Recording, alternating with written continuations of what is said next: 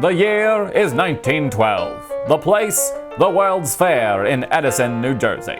Renowned scientist Dr. Helen von Hoefenbaren takes to the stage to reveal her theory of what she calls Internet. A grand series of wires and pneumatic tubes crisscrossing the discovered world like so many digital railroads.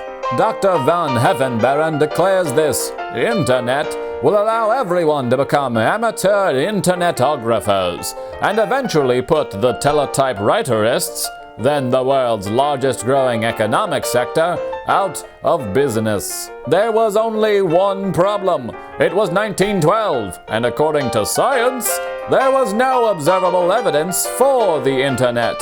Dr. von Hoefenbaren's theories were met with scorn by both the scientific community and the public at large, especially the working families who depended on hard-working teletypewriterists to put food on the table.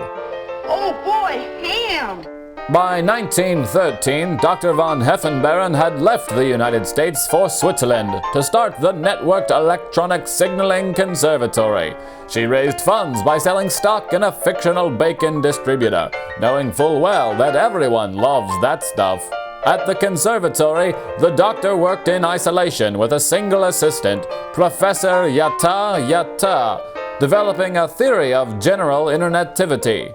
10 years later, tipped off by local villagers reporting the sound of whoops being shooped, Swiss police raided Dr. von Hoefenbaren's compound, finding such oddities as cats speaking pidgin English, stacks of indecipherable telegrams, and 100 portraits of this man. Without any evidence of the reality of her beloved Internet, Dr. Helen von Hoefenbaren was declared mad and promptly institutionalized. 40 years later, Helen's assistant, Professor Yatta, now a prominent professor at the Rand Corporation, sits on a panel discussing the future of something the military calls ARPANET.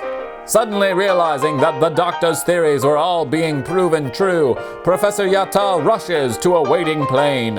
Upon arriving in Geneva, Dr. Yatta discovers a mental institution in utter disarray. Dr. von Hoefenbaren, now 89 years old, lies in critical condition. She beckons for the professor to come closer, whispering 4 simple words in his ear. "I told you so." Professor Yatta wept, and then took a tour of the facilities. He was shocked to discover other patients mumbling the theories he had developed with Dr. Hoefenbaren. Professor Yatta began to get an idea. Money changed hands, the proper paperwork was filed, and the sign out front was altered. 40 years after Dr. Hoefenbaren predicted it, the world finally had its Institute for Internet Studies.